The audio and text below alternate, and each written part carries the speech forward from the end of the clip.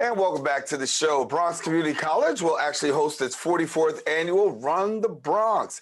Now, the run is a community health event including 10K, 5K, and a 2-mile fitness walk beginning. Now, the event was developed to promote health and fitness in the Bronx.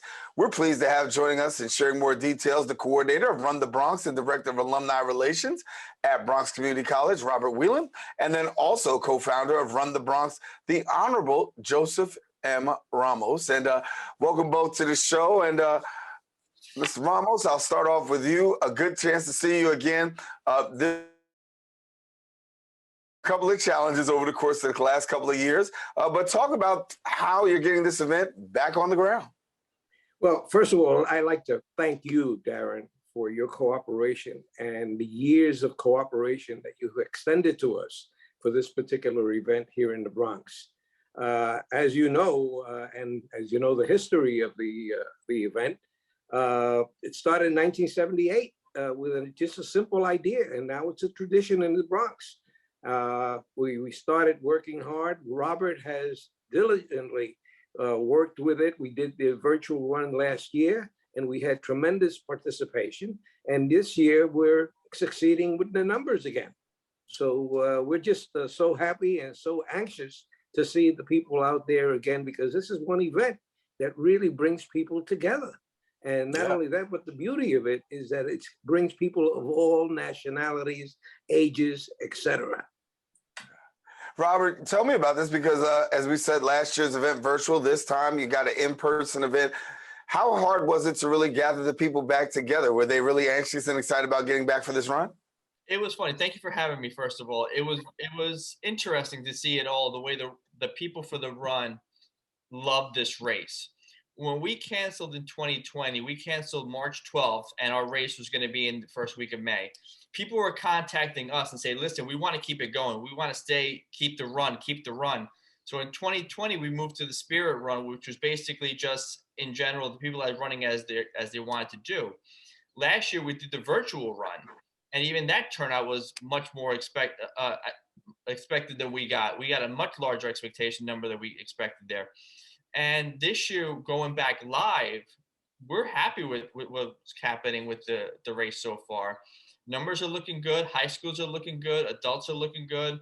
I also have international runners coming in, which is also a plus for the race. So things are looking good. It's hard because of all the challenges with all the different regulations, all the different guidelines that are coming out every week, every month. So in that regards, it's difficult, but people want to come to this race. Yeah. Mr. Ramos, tell me a little bit about this. As we look now, we know the race was founded by Roscoe Brown, and one who is near and dear to my heart, and of course, I know the heart of Bronx Community College. To take it from where it is to where it's been to where it is right now, it is really galvanized. And when we talk about the borough of the Bronx, we know the health challenges that we have, number 62 of all the counties when it comes to good health. But yet and still, this is an opportunity for us to improve our health, and also for people in the borough of the Bronx and across to just improve their, congenial relationships. Oh, absolutely. One of the things that you should also know, Darren, is that the last run that we had, we included the explorers from all the precincts in the borough of the Bronx. And you should have seen this. We had over, well, I would say close to 1,000 young people from the ages of 14 to 18 participating in this event, whether they were giving out medals, whether they were giving out water, whether they were giving whatever. And then the other thing, the beauty of it was that the precinct that has the most participation in the event won the Ramos Trophy. And the 46th precinct were the ones who won the trophy. And this year they have had a tremendous challenge, because now all these kids, you should see this, Darren, all these young people getting involved in athletics, but also in the wellness program. Well, when we talk about poor health, obviously the borough of the Bronx, 62 out of 62 in New York State counties for poor health. And when it comes to diabetes, well, the residents have an estimated 85% higher rate of diabetes than other residents across the city. So an opportunity for us to really have a healthy get together.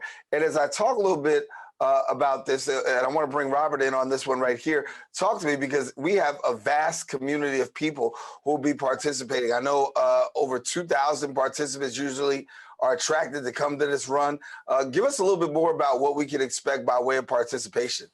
One of the biggest things that we did that separates us from other runs, it started out as a health pavilion, and now it's become a run pavilion, because it doesn't just include physical health, but it includes mental health, and includes financial health as well, which is another issue that we've had in the Bronx with the poverty rate.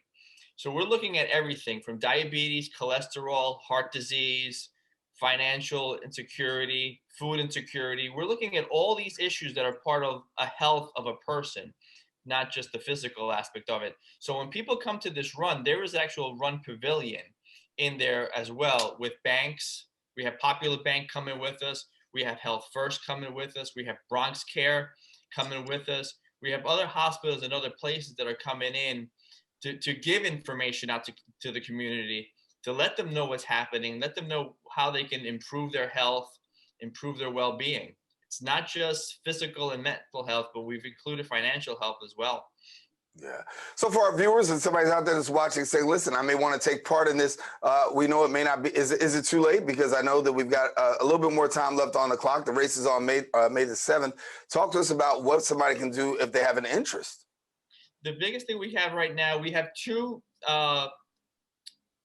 fees for the race. The first one is for adults, which is $30. That entry fee ends on Thursday, April 29th. It is free for all CUNY students. It is free for all K through 12 students, and free for anyone younger. That also expires on Thursday, April 29th. And after that, it's going to be $50 from the April 30th. The last day of registration is Thursday, May 5th. So they can come to our website at Bronx Community College /Run the Bronx, or you can Google Run the Bronx, it'll come up. And there's also a promo code for the runners who are of age, the younger ones, the high school students, the elementary school students, and the CUNY students, to get the free promo code so they can join in the run for free. Yeah. Commissioner Ramos, I know it's very special to you. You've literally picking up the baton and run with this ever since, Dr. Roscoe Brown transitioned, and even still every year at the helm here. Talk to me about what it is for you being a part of this and being able to spearhead and be a spokesperson for this event. Well, one of the things that I really enjoy is, and one of the ideas that we had, Roscoe wanted to open these gates for the people in the Bronx, because he also noticed that a lot of our people never been into a college campus. And one of the things, you should see the expression and the eye openings that people express when they come to Bronx Community, because it's one of the most beautiful campuses that we have in the city of New York. And it's very historical as well. So they also have an opportunity to be at the highest point in the borough of the Bronx and witness, a campus that has buildings of all different kinds of shapes, because it just used to be the NYU, a school of engineering. So, but the young people really get a big kick out of coming in for the first time into a college setting here in the borough of the Bronx. And you'd be surprised how many of those young people who come to the run also come and attend Bronx Community College. Commissioner Ramos, got to leave it there. Robert, thank you so much. I want to let our viewers know again, the race is taking place on May the 7th. You do have time to still get registered and get in there and hopefully be a part of this great event. But once again, gentlemen, it's great to see you, and great to know that this event will now be happening in person. I think it's going to be a great run for you and also for our community as well. Thank you so much for being with us. Thank you. Thank you very Alrighty. much there. All right. Well, I want our viewers to know, if you want more information, don't hesitate to visit the website. What you do is go to bcc.cuny.edu and run the Bronx, and you can find out more information about this very special event. Now, we don't want you to go anywhere. We want you to continue to stay with us, because guess what? Open continues coming up right after this.